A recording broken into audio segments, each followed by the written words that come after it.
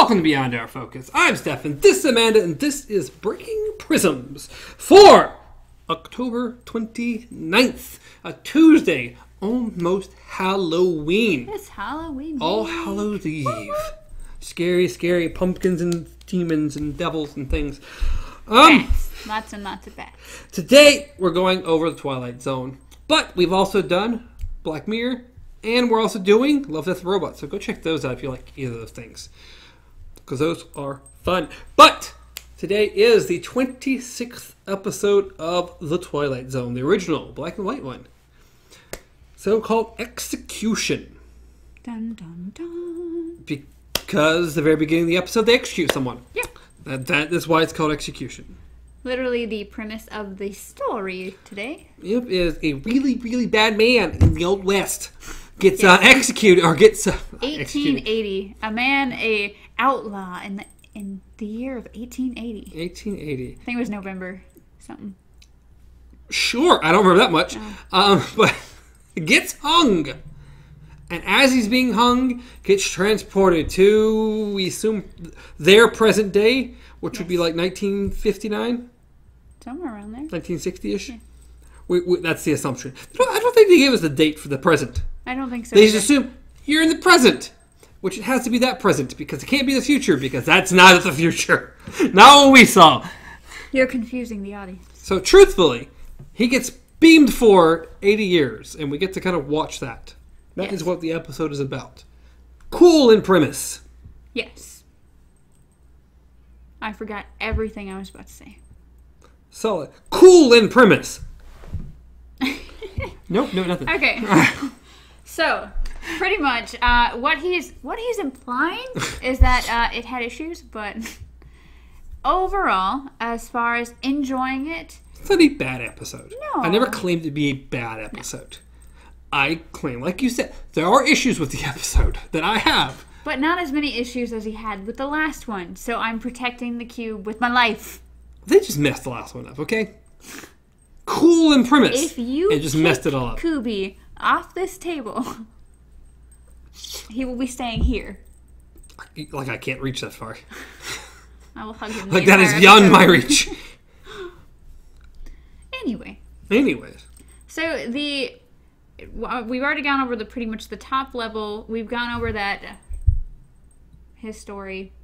We can't really go into spoilers yet without giving it a rating. But what we do like about it is I thought the acting was really good. Yeah, I didn't have an issue with the acting. We did get the professor from Gilligan's Island. Yes, actually. Gotta mention that. He played Professor. The professor. That was it. The professor from Gilligan's Island. Professor. The professor. I don't think he ever had another name. I think he was the professor. I'm sure there was a real name. I'm sure he had to. I was going to say, because I think I said his real name when I told you who he was. Sure. Everyone knows him as the professor. And the professor, too. Come on. We all know the song. I love Gilligan's Island. I did. I loved Gilligan's Island. I really loved Gilligan's Island. Sing Gilligan and the skipper, too. The millionaire and his wife. The movie star. And the rest. Yeah. At one point it did say yes. that. They eventually, I think, changed it to... Because originally it started and the rest, and then later it moved on to the movie star, Ginger, and the professor or something. They eventually gave them a part. I don't know why they didn't begin with. You had two more names to say, and it had to be and the rest. Unless they originally wanted to have those characters not be as prominent. Oh, the professor was awesome. And maybe they didn't think he'd do well at first, and then they're like, yes, everybody loves the professor. Professor and Marion were both great. Oh my goodness, I can't talk. I'm done. I quit. It's all good. Anyways, he's the professor in this. Because he just can't escape. He's being stereotyped. He's got a professor in everything. So, now that we've gotten back on the right track... I moved this... We're back? We're good? We're solid? I'm thinking that... we fail. But, visually, I forgot to check on the neon lights, the neon light backdrop, which it looked familiar from 2 different episodes, but unfortunately we did not look it up before. I think he's going... All of Us Are Dying is, I think, the I one. think so.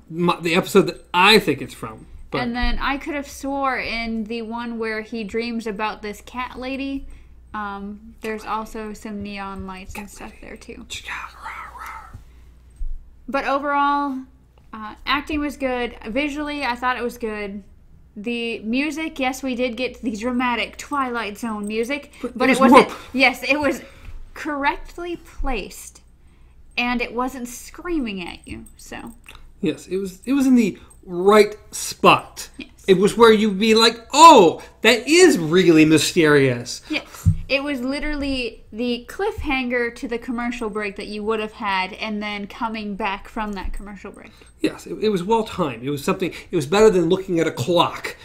Oh my goodness! Yes, looking at a clock or literally being screamed at during a car chase, because that was horrifying. It's like, it's a clock! Dun dun dun! Or, this clock has no hands! Oh, okay. I'm glad you let us know. This is what we need. This time it was at least, hey, a man just disappeared! Perfect time for dramatic music. I like it a lot better. Made more sense.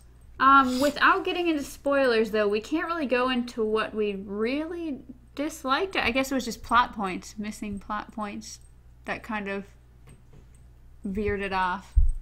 But we can't really go into them, can we? Well, this Wikipedia on this episode has almost nothing. That's wonderful. Oh, that's nice. Yeah, I mean, it's very short, very little, just nothing, really. Your first spoiler. Episode. Yeah, I mean, there's nothing here. I'm going to get more from IMDb, probably. I already gave them their first spoiler. Did you? There was a spoiler? Yeah. Talk to the audience. Like, why would you do this? You're killing me. It's killing me.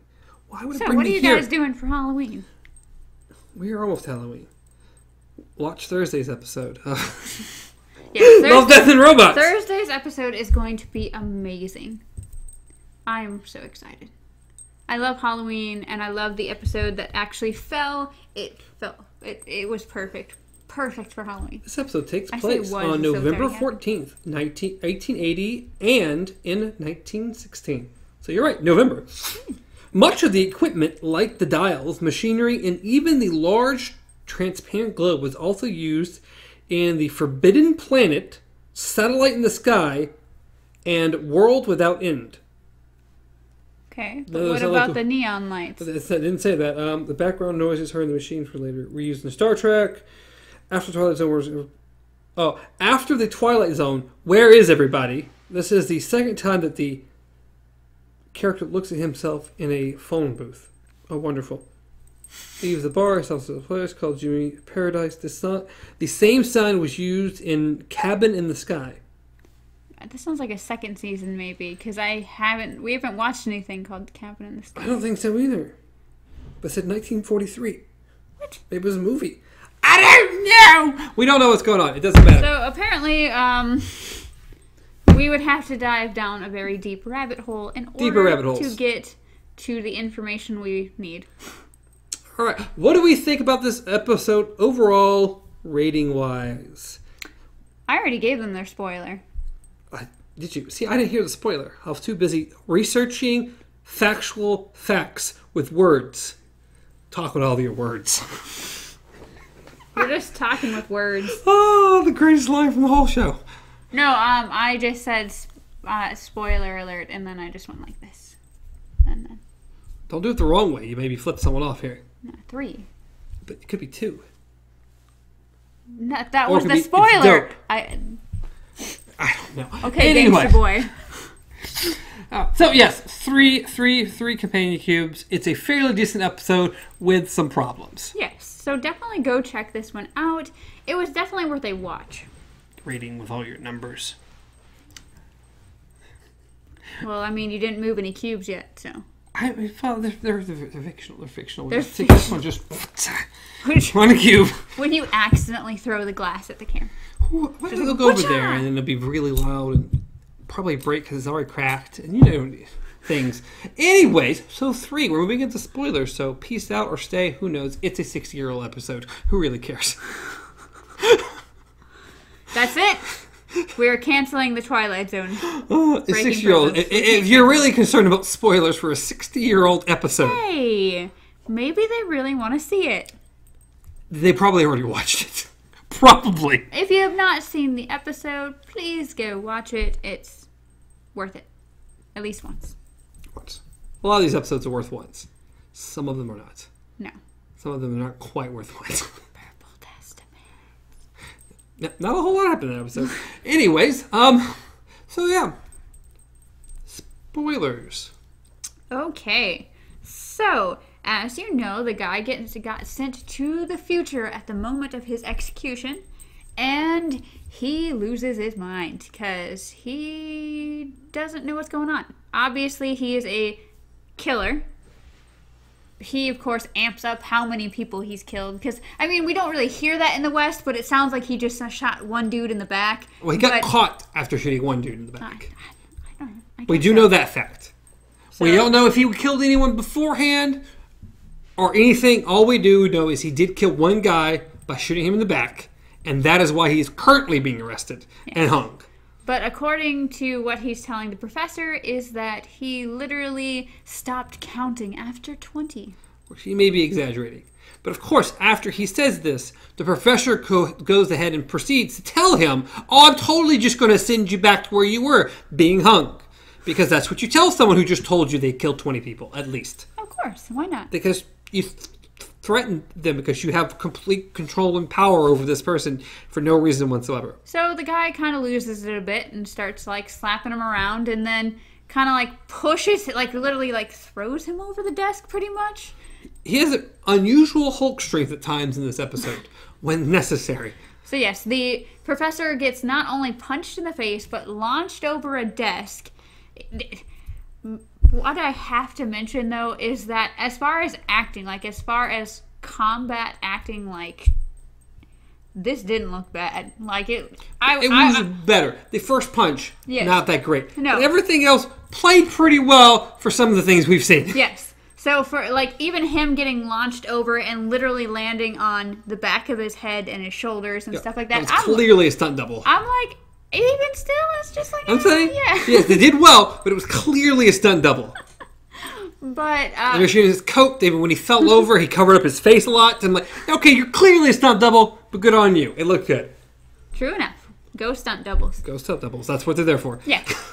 And so he, of course, his instinct is to try to still talk to this man while reaching for... Everybody knows. Everybody knows if you open a drawer, obviously you're reaching for a gun.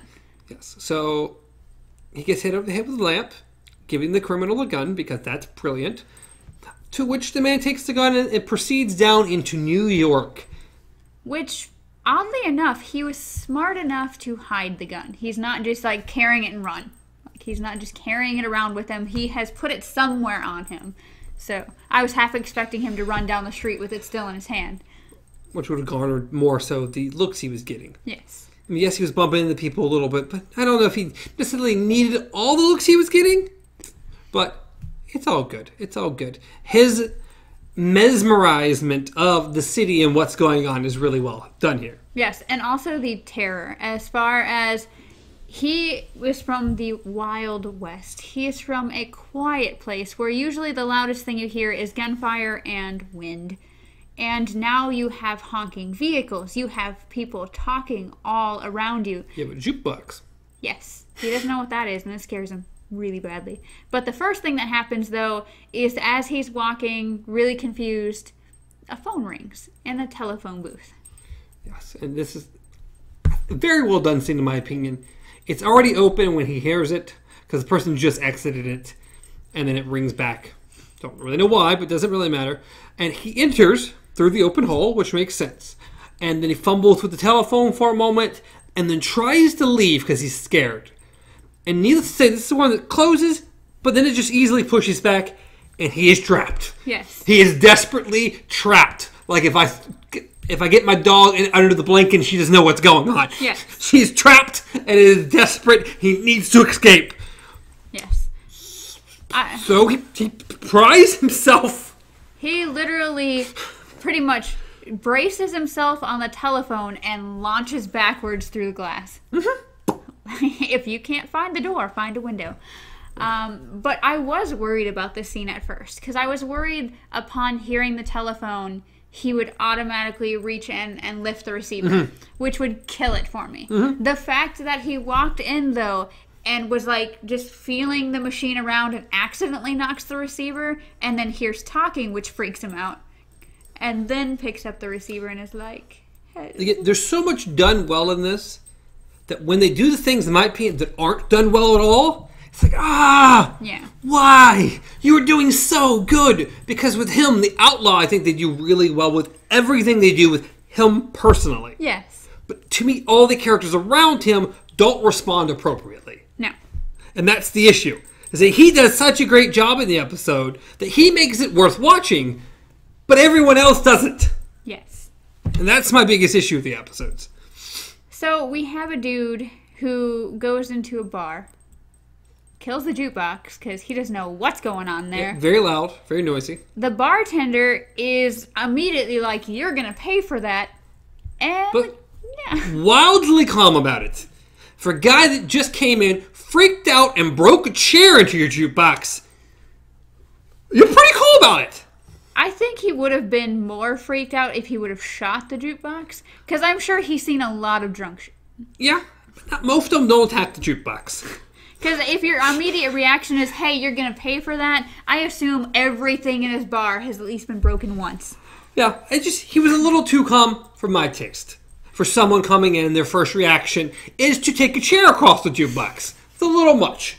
But he, of course, goes to the bar, and the guy's like, hey, what do you think you're doing? And he just puts a gun down on the counter, and immediately it's like, okay, well, you are now my new best friend. Gun down the counter. Cool, you have a gun. All right, drinks? Sure, you have a drink. Drink, sure.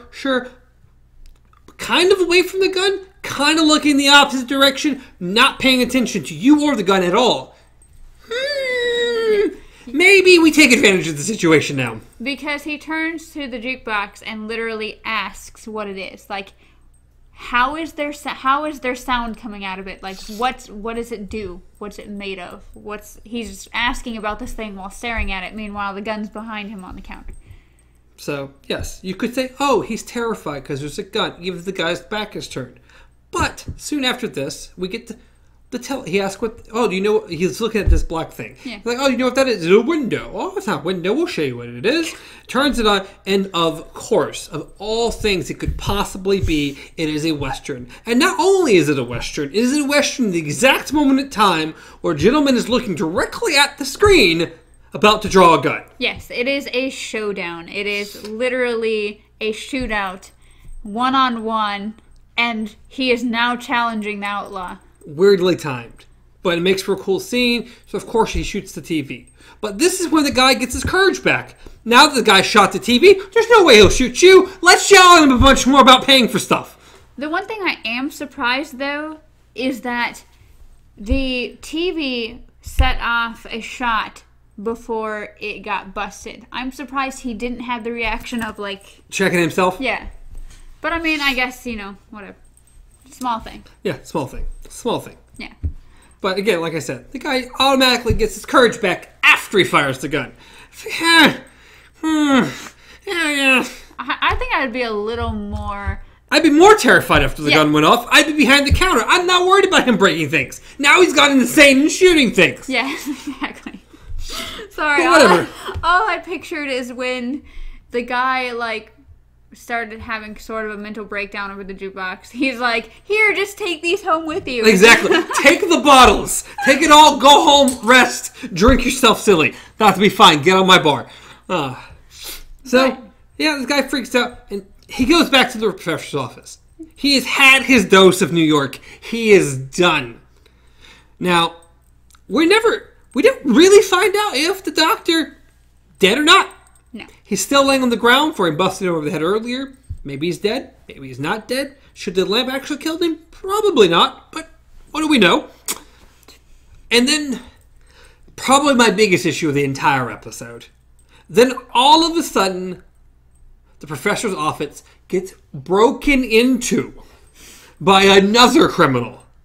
Which you don't really know he's a criminal because he clearly just kind of walks in with a gun, and my first thought was, oh, maybe this is the professor's friend and heard a bunch of weird stuff. And I thought about 15 different things about who this man could be. None of them was a robber or burglar of any sort. My first thought was a professor's friend coming to check on him. My second one was maybe someone from his time that already had gotten put into the future. I thought maybe the owner of the actual owner of the bar maybe was coming after him for all the damage he caused. A lot of things. Not a burglar walking into basically an open room with a gun, very nonchalantly, maybe going to rob something? He made it... Which he never actually does? He made it sound like he'd been scouting the place out for a while now. And he was just waiting for a time, and because he saw the lights off or whatever... literally the 15 minutes this man left. Which they were off because they were broken over somebody's head, but we won't get into that. And then he proceeds to just talk to him and just tell him everything. Just sure. Oh, you got here before I did. Cool. You think you got a wall safe? Let's go ahead. Let's take it. Let's find it. I thought, dude, just buddy up with him. That's fine. Don't go crazy. Just buddy up with him. I don't like this guy. I don't like this guy at all. To which we get into a fight because, of course, Mr. Cowboy Man, not as scared of guns that you might want him to be because he's really used to them, which I got. I'm like, okay, I'm fine with that. To which they get into a brawl, to which at some points, Cowboy Dude is like just annihilating this guy. Like just hulking him around. Like, okay, he is handling the robber for a moment. To which he gets punched in the stomach and then he topples, hits the window, which breaks, and then proceeds I really thought he was going to go out that window. I know, I did too. I was like, oh, it's another window, isn't it? Here we go. Here we go. But it didn't. Instead, he takes the string to which he would open the curtain with and strangles him with it within 3 seconds. He goes 1, 2, light tug. All right, you must be dead. You must be dead.